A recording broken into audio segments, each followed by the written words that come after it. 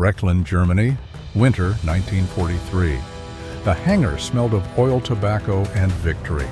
Around a long drafting table covered in blueprints, 4 Luftwaffe engineers leaned over a new intelligence file marked U.S. Army Air Force's engine, Type Y 1650. One of them, Oberingenieur Franz Müller, adjusted his wire rim glasses and laughed. Packard Motor Company, he said, reading the stamped logo on the photograph. The Americans have copied the Merlin. They build luxury cars, and now they think they can build a Rolls-Royce. The others joined in a chorus of quiet arrogance. Outside, the cold wind howled across the airfield, rattling the sheet metal walls. But inside, the warmth of self-assurance filled the room. To the Germans, engines were sacred. Perfection was not assembled, it was crafted. Every bolt on a Daimler-Benz DB 605 bore the signature of a man who had filed it by hand, adjusted it by ear, measured its balance with fingertips. To them, precision lived in the fingers of craftsmen, not in the rhythm of a machine. The Packard name, known for American cars driven by businessmen and movie stars, sounded to them like a punchline, not a threat. Muller turned another page. The intelligence summary was blunt. The United States intends to produce 50,000 Rolls-Royce Merlin engines under license for use in fighter aircraft. He exhaled through his nose. They cannot even produce enough mechanics to maintain them, and they expect to build 50,000. Behind him, his assistant Carl flicked ash from his cigarette and replied, "Mass production kills precision." It was a phrase repeated so often in German engineering circles that it had become doctrine. Every Spitfire they had examined carried a Merlin that sang with subtle imperfection, each cylinder tuned by ear, each valve spring slightly different. It was a living engine made by craftsmen who worked by feel. How could a machine shop in Detroit reproduce that? They remembered the reports from North Africa and the Channel. American aircraft were heavy-crewed and loud. Their bombers bled fuel, their engines leaked oil, their mechanics used hammers, where German engineers used micrometers. The Germans respected the Americans for their resources, not for their refinement. They build in tons, not in tolerances, Muller said. He tapped the paper with a pencil. This is what happens when you let accountants build engines. The room erupted again in laughter. But the report contained something they could not ignore. The Americans had taken the British blueprints and redrawn them entirely, using their own standards. Every thread, every gasket, every bearing converted into a different measurement system. To the Germans, that was insanity. "They will ruin it," Carl muttered. "Convert millimeters to inches, destroy the clearances, melt pistons, seize bearings." Muller nodded in agreement. They will copy the form, not the function. He wrote in the margin, "Copy = inferior by design." Outside, the sound of a Messerschmitt starting up echoed through the airfield. The DB 605 roared alive with that distinctive mechanical snarl, a sound every German pilot trusted more than his own heartbeat. Muller turned toward the noise and smiled. "You see, that's how an engine should sound, hand-built alive, pure." He closed the American file and snapped the leather strap across it. "If they ever face us with these Packard toys, we'll burn them from the sky." What Muller didn't know was that across the Atlantic, in a massive brick factory beside the Detroit River, those so-called toys were already running smoothly, endlessly, identically. He couldn't imagine an engine that didn't need a craftsman to make it sing. He couldn't imagine an assembly line capable of harmony. In Germany, perfection was art. In America, perfection was arithmetic. That night, Muller recorded his thoughts in his logbook. "American arrogance continues," he wrote. "They believe machines can replace men. They believe quantity can replace quality. They may have factories, but we have engineers." He underlined the last sentence twice. Years later, when historians found that notebook, the ink had faded, but the irony had not. The men who believed machines could never equal their craftsmanship were about to be defeated by machines that produced perfection by the thousands. But in 1943, they couldn't see it. They saw only the blueprints of a copy and laughed. if you believe those engineers were right that mass production destroys quality hit-like. But if you think they were wrong, that true genius lies in building precision for everyone, not just for the few. Comment the number 7, Derby, England, early 1940. The war had barely begun, but inside the brick walls of the Rolls-Royce factory, it already sounded like eternity. Hammers sang against aluminum micrometers, clicked in measured rhythm, and the air shimmered with the heat of labor. The Merlin engine, 12 cylinders of British defiance, was being born one breath, one heartbeat at a time. To those who built it, the Merlin was not machinery, it was music made of metal. In the assembly bay, a craftsman named Harold Watkins stood over a half-finished crankcase. He'd been with Rolls-Royce since the 30s, long before the word war filled the newspapers. His fingers, calloused from a lifetime of filing metal, moved like a surgeon's. Every stroke of the file was a conversation between man and material. He whispered numbers as he worked thousandths of an inch, degrees of alignment, moments of balance. The gauge read 0.0005. He smiled. Perfect. The Merlin was not designed for mass production. It was designed for immortality. At 27 liters, it weighed 1,640 pounds and produced 1,500 horsepower at full throttle, an orchestra of pistons, valves, and gears spinning in perfect harmony. Each engine consumed more than 1,000 man-hours of labor.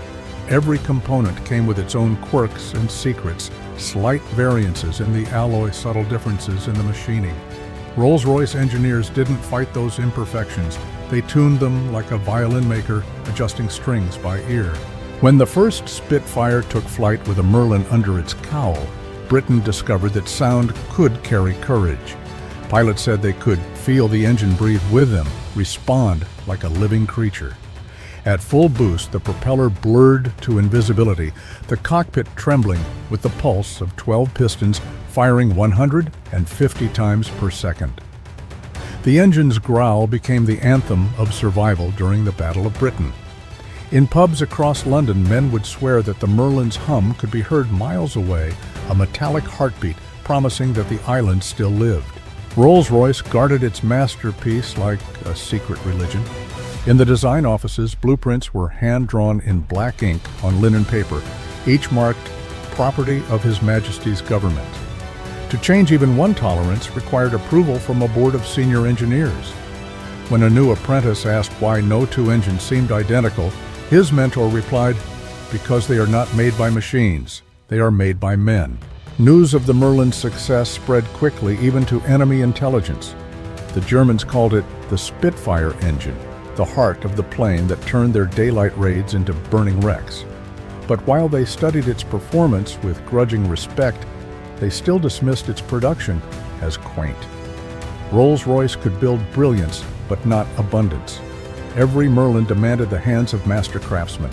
Every aircraft required months of waiting. The Germans had already built thousands of Messerschmitts powered by the DB601 and DB605 engines that rolled off assembly lines in numbers Britain could never match. By 1941, that arithmetic had become deadly. British factories were working 20-hour days, yet fighter output barely kept pace with losses. Every engine was precious. When one failed, a pilot's life often ended in fire. In Derby, mechanics wept when a damaged Merlin returned to the hangar. They would touch the scorched metal like mourners at a funeral, whispering she tried her best. The Merlin was more than machinery, it was personality, loyalty, sacrifice. And that devotion was both its strength and its curse. Across the Atlantic, American observers toured the factory, notebooks in hand, eyes wide with disbelief. To them, this was genius, trapped in amber, hand-fitted valves, custom-ground cams, variations so subtle that no two engines could swap parts. One American engineer from Packard reportedly asked, "How do you expect to win a war building engines like violins?" The Rolls-Royce foreman answered quietly, "Because ours play the right tune." That answer summed up the British philosophy of engineering craftsmanship as patriotism, precision as poetry. But poetry could not fill the skies fast enough. By 1942, the Royal Air Force was begging for thousands of engines it couldn't yet build. And that desperation led to an idea almost no one in Derby wanted to accept, handing the Merlins blueprints to America. When word reached the shop floor that Packard Motor Company in Detroit would begin manufacturing Merlins under license, many workers felt insulted. One machinist slammed his wrench on the bench and muttered, "They'll ruin it. Americans make cars, not engines fit for heaven." Another replied, "They'll drown it in oil and call it progress." Even some executives doubted it could be done. Rolls-Royce engineers measured tolerances in fractions of human hair. Packard measured in fractions of minutes. But war has a way of forcing humility. The Spitfire and the Lancaster could not wait for pride. The United States had factories larger than entire English towns, and their machines could stamp, mill, and grind faster than any human hand. The only question was whether speed could coexist with soul. By the summer of 1942, wooden crates filled with drawings left Derby for Detroit, and 21,000 blueprints, each one a fragment of British genius crossing an ocean. The craftsmen watched them go half proud, half afraid. They didn't yet know that in a matter of months, the Americans would return those blueprints, transformed not by art, but by arithmetic. If you believe a masterpiece loses its soul when it leaves the hands of its maker press-like, but if you believe that true genius can survive translation, that art can become industry without losing beauty. Comment the number 7. Detroit, Michigan, autumn 1942. The night sky glowed orange above the Packard Motor Car Company, not from bombs or fire, but from the furnace of creation. The factory ran 24 hours a day, its brick walls vibrating with the pulse of war. Inside, the sound was constant steel stamping, rivet guns hammering engines, roaring on test stands. America had entered the war, and Detroit had become the heart of its mechanical army. Packard had been known for luxury automobiles, smooth engines, polished wood dashboards, silent rides for the wealthy. But when the government called, the company answered. The United States had promised Britain not just weapons, but miracles in quantity. They needed to mass-produce the Rolls-Royce Merlin, the most advanced aircraft engine in the world, and they needed to do it at American speed. At first, even Packard's engineers hesitated. The blueprints that arrived from Derby were a riddle written in another language. Measurements in fractions, tolerances in decimals, threads, and Whitworth instead of SAE. Rolls-Royce drawings were elegant but chaotic handwritten notes, secret symbols known only to the draftsman who made them.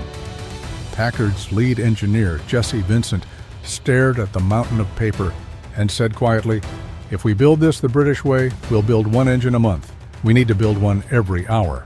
The challenge was not just technical, it was philosophical. Rolls-Royce believed in perfection through craftsmanship. Packard believed in perfection through process. In Britain, a single craftsman adjusted every valve by hand. In Detroit, machines did not trust feelings, they trusted gauges.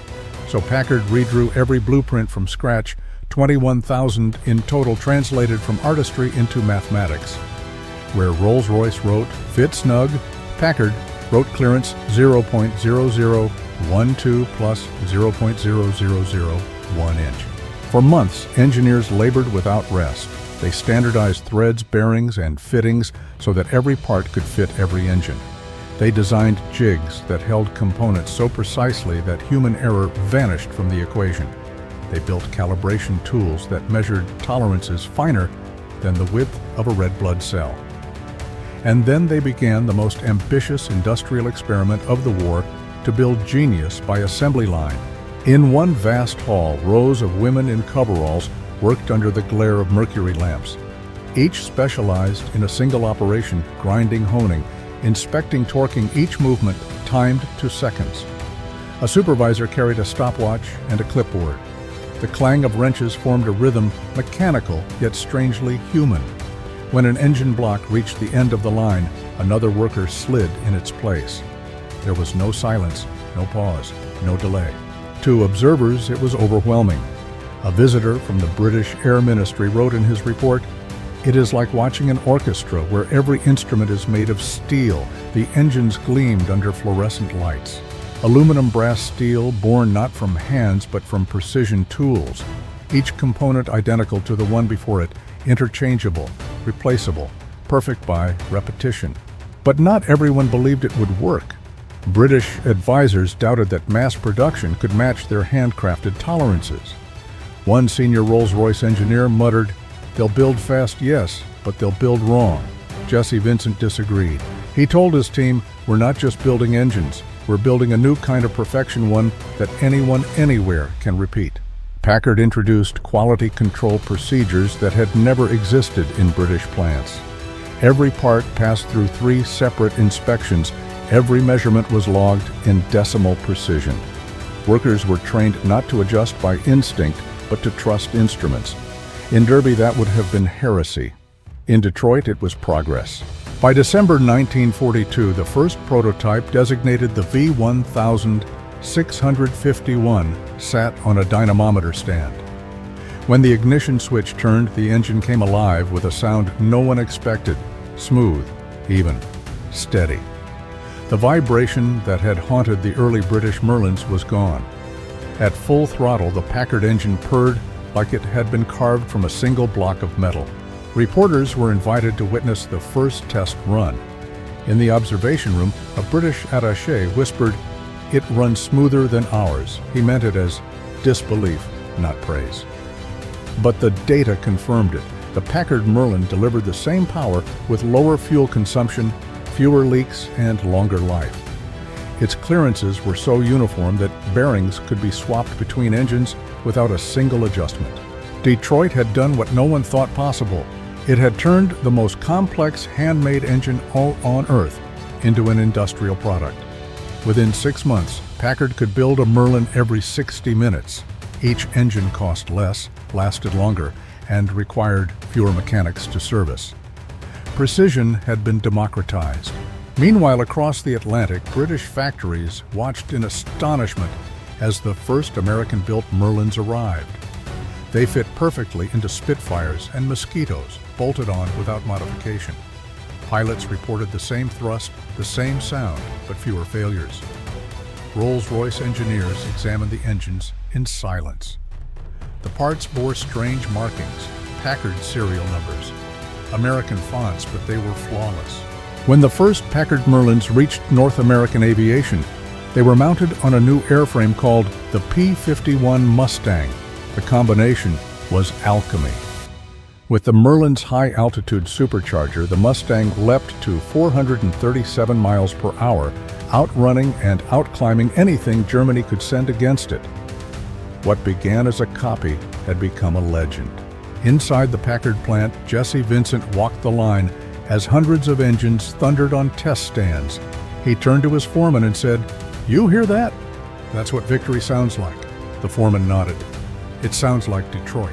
In Reckland, the German engineers, who had once mocked the American license, now received new intelligence reports. They read that American factories were producing 500 Merlins a week. Muller, the same engineer who had laughed over the blueprints, stared at the figures in disbelief. 50,000 engines, he whispered. They build them like toys. But these toys would soon fill the skies over Europe. Across oceans, across languages, a new philosophy had emerged.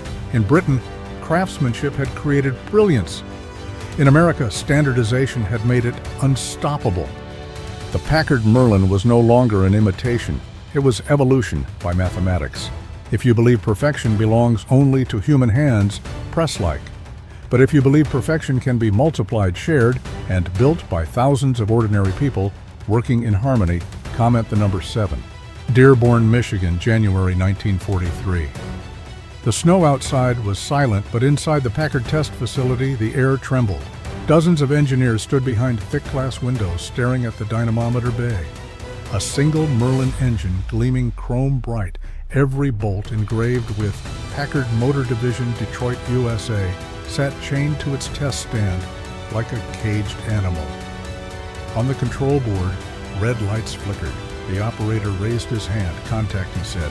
The ignition key turned. The first cough of combustion cracked the silence. Then a roar, clean, steady, perfect. The 12 cylinders came alive not with the rasping snarl of a British test stand, but with a deep balanced hum that filled the building like an organ. For the first 20 seconds, no one spoke. Then Jessie Vincent exhaled, the tension breaking. She runs. But running was not enough.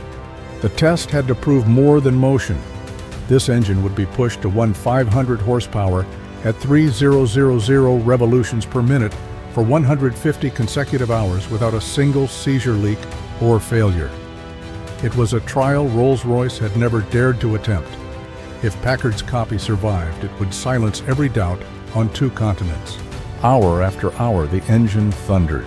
Technicians rotated in shifts, measuring vibration oil temperature, bearing clearances. At 30 hours, the British observers began to relax.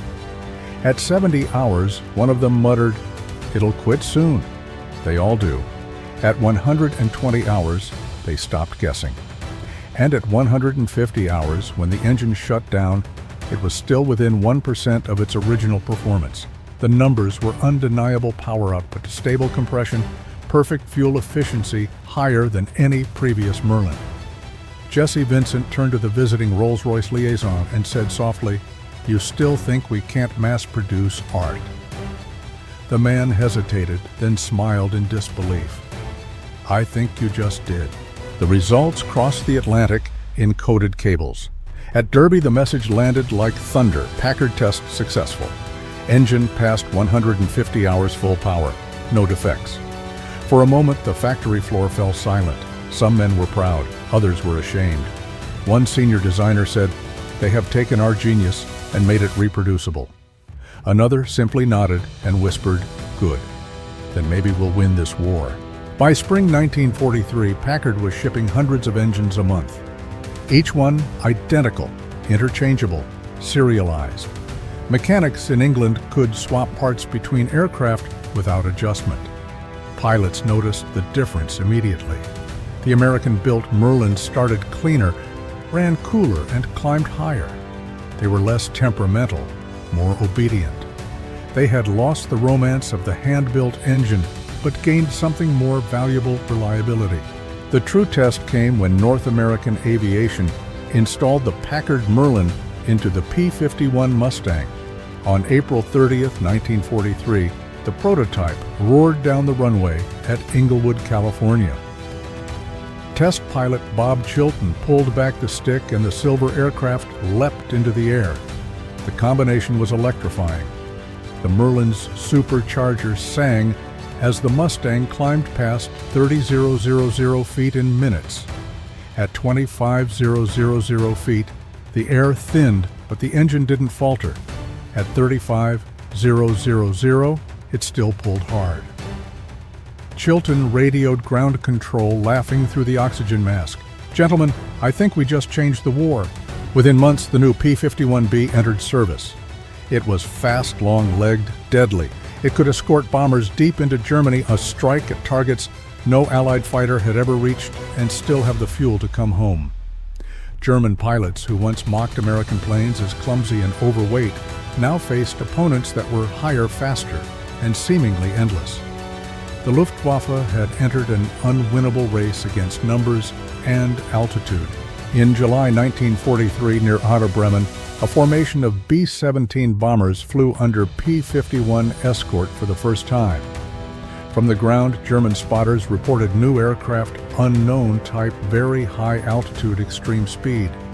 When the first Messerschmitts climbed to intercept, they found themselves already under attack. One German pilot, Oberleutnant Karl-Heinz Moritz, later described the encounter: "They came out of the sun. I thought they were Spitfires, but they kept climbing higher than any Spitfire ever could. I hit full throttle. They were still above me. Then the tracers came down like lightning." After the battle, fragments of a crashed P-51 were recovered by German engineers. They pried open the cowling, expecting to find the familiar British stamp. Instead, the words on the data plate stunned them: Packard Motor Division, Detroit, USA. The same city that once built limousines was now building death from the sky. One engineer ran his hand over the smooth casting of the cylinder head and muttered, they have improved it. Damn them, they've improved it. By late 1943, the Packard Merlin had become the beating heart of Allied air power. Not only Mustangs, but also Mosquitoes and Lancasters flew with American-built engines. The statistics were brutal. Mission range increased by 60%, escort losses dropped by half, and operational readiness climbed above 90%. The Luftwaffe's nightmare wasn't just the aircraft, it was the endless supply of engines that kept coming. In Germany, reports piled up on the desk of General Feldmarschall Erhard Milch. Intelligence estimated that American factories were producing Merlins faster than the Luftwaffe could destroy them. Milch underlined one sentence in red pencil: enemy industrial capacity, now beyond measurable limits. He looked up and said to his aide, "They have turned engineering into warfare." Meanwhile, in Detroit, the factory lights never dimmed. Welders worked under the rhythmic glare of sparks. Inspectors checked gauges against master templates. Women on the assembly lines wore badges marked Merlin Division. Every 6 minutes, a new engine rolled off the line. When a visiting journalist asked a foreman what kept them going, he pointed to a wall of photographs pilots standing beside Mustangs and said, "Every picture is one we keep alive." The transformation was complete. The same American industry that once built luxury cars for peace now built precision for survival. The Packard Merlin had begun as a copy dismissed by its enemies, doubted by its allies, and born under pressure. But it ended as proof that America's greatest weapon was not steel or speed, it was system. Across the ocean, the German engineers, who had laughed over the blueprints a year earlier, now read reports of P-51S tearing through bomber formations at 30,000 feet. Muller, the man who once wrote "copy equals sign inferior by design," tore the page from his notebook. He couldn't bring himself to burn it. He only stared at the torn paper and whispered, "It seems we were the copy all along." If you believe real genius is measured not by how something is built, but by how many lives it can save, comment the number 7. If you think perfection dies the moment it leaves the craftsman's hands press-like, either way, history has already answered. Rechlin Airfield, Germany, December 1943. The morning fog hung low, thick enough to swallow the sound of distant engines. In a hangar lit by dim bulbs, a group of Luftwaffe engineers stood around the twisted wreck of an aircraft they had never seen before. Its fuselage was silver, its wings long and thin, the skin smooth as glass. The nose had been sheared open by impact, revealing the heart of the machine, an engine so cleanly machined, so symmetrical that for a moment no one spoke. Oberingenieur Franz Müller, the same man who had once laughed at the idea of an American-built Merlin, crouched near the wreckage. The metal still held the faint smell of oil and burned glycol. On the fractured data plate, the words were still legible: Packard Motor Division, Detroit, USA. He touched the engraving with a gloved finger. His voice was quiet. "So this is it," he murmured, "the copy." They began disassembling the engine in silence. Tools clicked and clattered against aluminum. When the first cylinder head came off, they froze. Every surface was mirror smooth, the tolerances exact, the machining flawless. Carl, his assistant, bent closer and ran a caliper across a bearing journal. 2 microns difference. He whispered, "That's impossible. Ours vary by 20. Muller nodded slowly. "They don't build engines," he said. "They build measurements." He lifted a connecting rod and stared at it like an artifact. "Rolls-Royce shaped this by hand," he said. "But these," he held it under the lamp, "these were born identical. Each one perfect. Each one the same."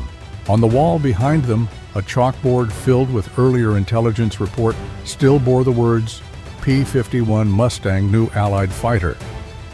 They had underestimated it, assuming it to be another short-range interceptor. But now the wreckage told a different story.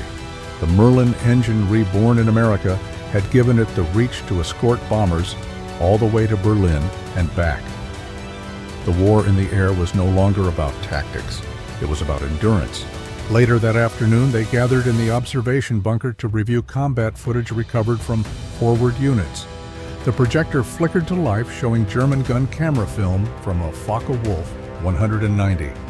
In the grainy black and white frames, a silver aircraft dived from above, too fast to track. Tracers arced upward, missing wildly. Then, in the next second, the Mustang opened fire, a clean, bright burst of light, and the film ended in smoke. "Impossible," one officer said. "No piston engine climbs like that." Muller shook his head. "It's the supercharger. 2 stages, 2 speeds. At altitude, it breathes as if it were on the ground." He pointed at the data from recovered wrecks. They solved cooling. They solved pressure. They solved everything. A mechanic entered carrying a small box. Inside were fragments of ball bearings recovered from the engine. "Still round," the man said, "after the crash." Muller examined one under a magnifying lens. The bearing surfaces were polished to perfection. "They didn't polish these by hand," he said. "They polished them by mathematics." The mood in the hangar shifted from curiosity to disbelief, then to something quieter respect.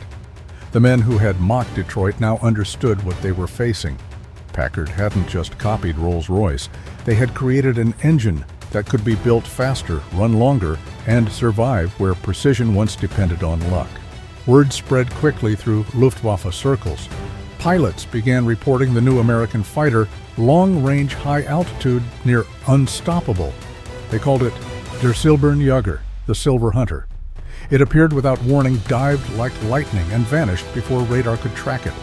One ace described it in his diary. "It comes from above, silent until it fires." The tracers arrive first, then the roar. You feel like you've been hunted by mathematics. By early 1944, intelligence briefings included detailed comparisons between the German DB-605 and the American Packard Merlin. The DB-605 was lighter and more compact, but required constant maintenance, exact fuel, and careful handling. The Merlin could run dirty, overheat, cool itself, and keep going. One report concluded bitterly, "Our engines are racehorses. Theirs are machines built to win wars." When the first captured P-51S arrived intact after forced landings in occupied France, engineers finally had a full specimen to study. They rolled it into the test bay, washed the mud from its wings, and removed the cowling. The craftsmanship was so clean it looked surgical. Even the wiring looms were labeled and color-coded, a sign of design for the unbreakable, not the beautiful. Carl handed Muller a typed summary of test results. He read it twice, then set it down. Superior oil pressure stability, superior temperature control, superior material fatigue, identical compression across all cylinders. He paused, then added quietly, "They have done what we thought only a craftsman could do." That night, Muller returned to his quarters and opened his old logbook, the one that still contained his note. From 1942, copy =inferior by design. He stared at the line for a long time, then crossed it out with a single stroke of his pencil. Below it, he wrote, "Perfection is not an accident. It is a system." Outside, the distant rumble of bombers rolled across the horizon, the sound of American industry at work. The sky itself had become a production line, endless, mechanical, unstoppable. For the first time, Muller felt something he had never felt before in his career as an engineer: awe. In the weeks that followed, reports of P-51S escorting bombers to Leipzig, Munich, and Berlin became daily routine. Luftwaffe losses climbed. Pilots returned to base shaken, describing endless swarms of silver fighters. "They never run out of engines," one said. "We shoot one down, 2 take its place." Back in Rechlin, the engineers stopped laughing. They no longer spoke of art or genius. They spoke of ratios, torque curves, and standard deviations. They began copying the very techniques they had once ridiculed. Precision by procedure, not pride. But it was too late. America had mastered the geometry of war. One night, as he left the hangar, Muller paused to look back at the shattered Mustang they had dissected. The moonlight glinted off the broken engine casing. He whispered almost to himself, "They built their perfection for everyone. We built ours for the few. That's why they will win."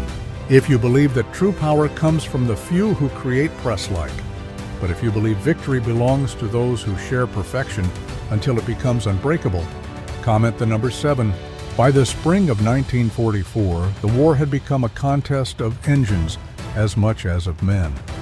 In the air above Europe, thousands of machines screamed the same metallic chorus, one side built for precision, the other for quantity. Yet the difference between those two ideas had become the line between victory and extinction. The Germans had built masterpieces. The Americans had built a method. Inside the Rechlin Technical Institute, the engineers gathered one last time to compare their numbers. Charts, graphs, and oil-stained reports covered the table. The German DB-605 engine, once the pride of the Luftwaffe, could deliver 475 horsepower, but required 35 hours of maintenance for every 10 hours of flight. The Packard Merlin produced nearly the same power, yet demanded only 5 hours of maintenance for every 50 flown. The statistics were brutal. Packard's factory could produce 5 Merlins in the time it took Daimler-Benz to hand-assemble one. Rolls-Royce had built 20,000 Merlins since 1939. Packard alone would produce 55,000 before the war ended. To German engineers, those figures were more devastating than any bombing raid. Their culture of craftsmanship, centuries of pride in the hands of masters, was being outpaced by a philosophy that worshipped replication. It was no longer about genius, but geometry.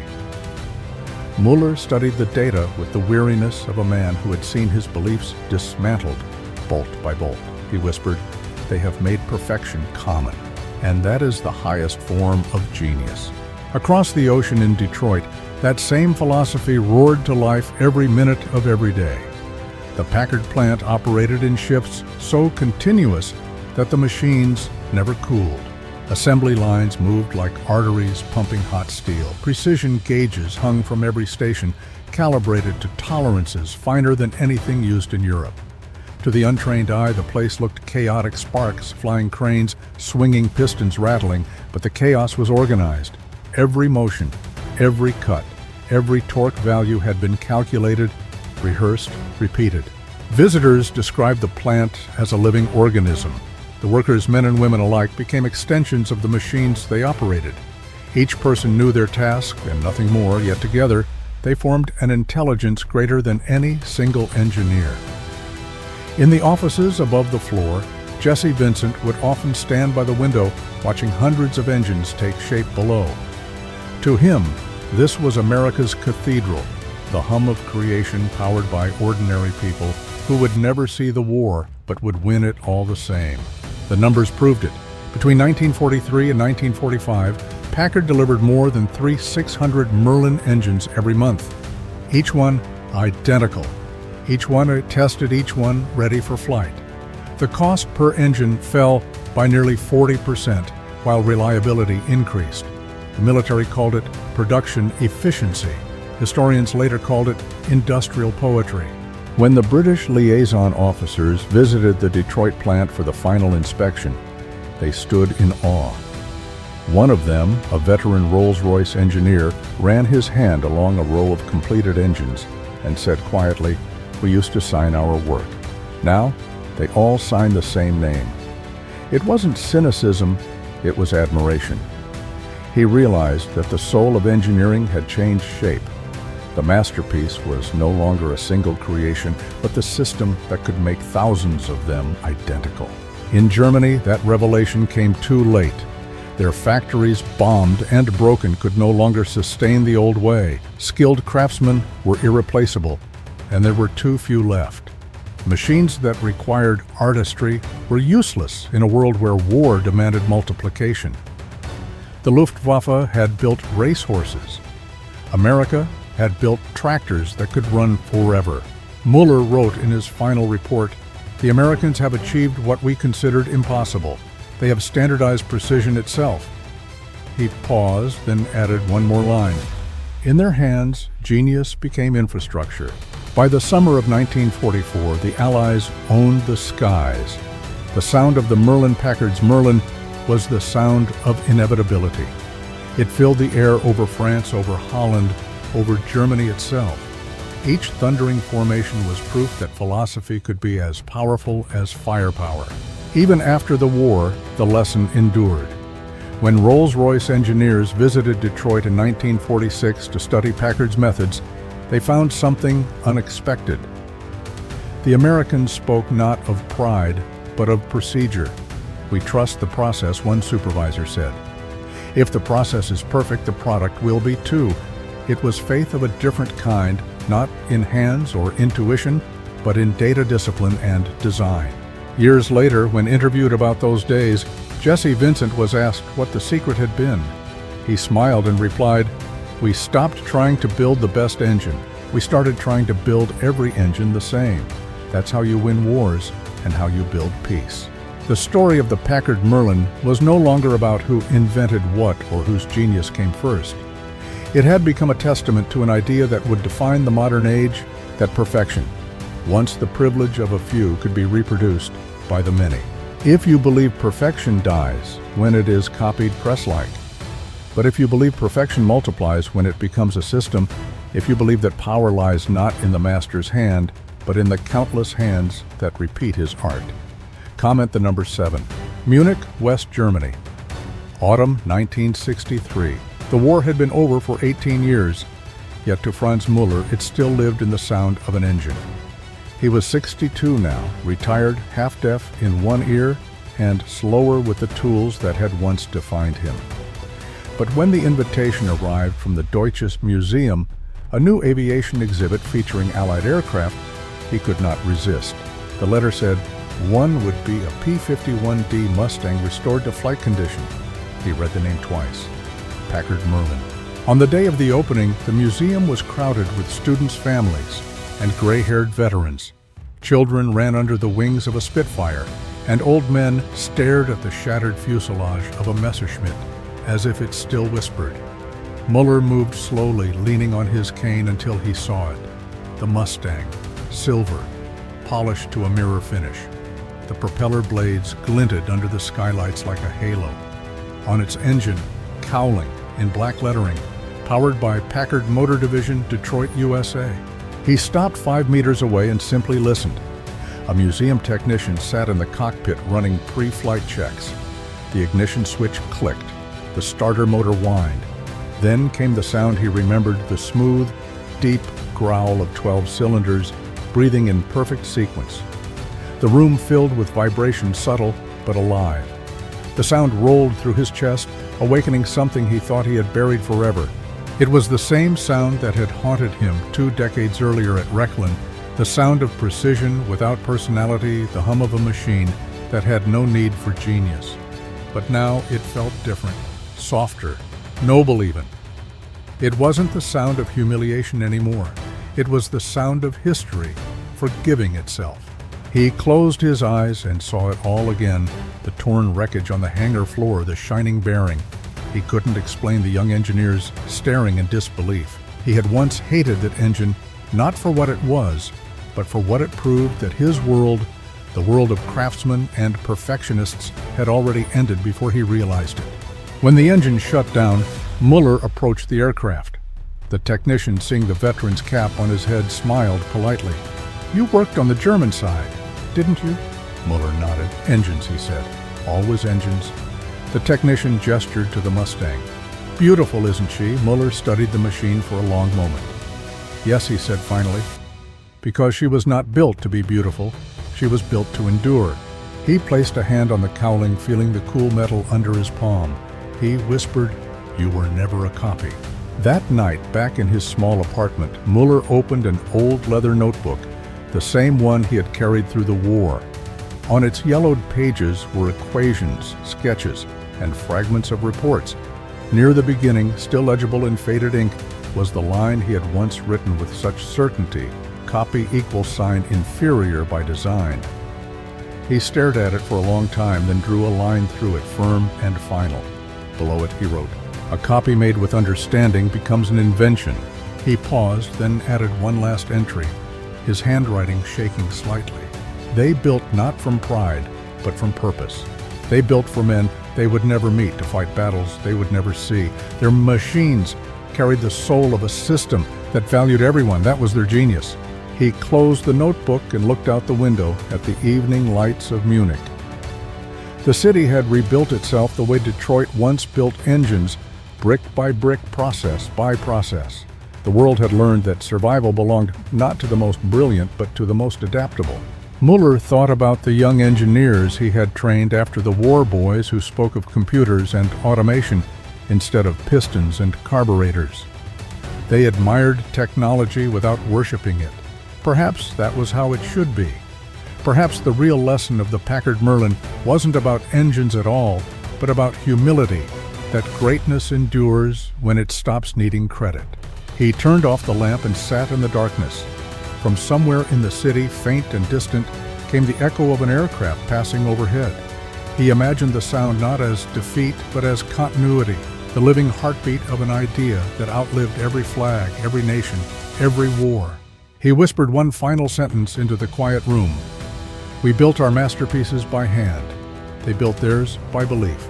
If you believe genius belongs only to those who create it, once press-like. But if you believe true genius lies in those who make it live forever, in every engine, every system, every hand that repeats perfection." Comment the number 7.